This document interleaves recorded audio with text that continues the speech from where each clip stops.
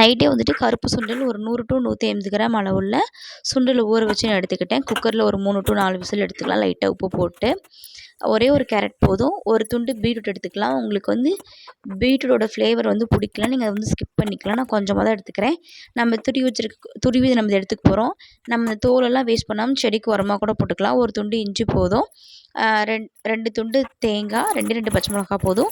நீங்கள் வந்துட்டு healthy ப்ரெக்னன்சிக்காக wait பண்ணுறீங்க, ப்ரெக்னன்சி ட்ரை பண்ணுறீங்க, அவங்களாம் இதுக்கு தாராளமாக சாப்பிட்லாம்.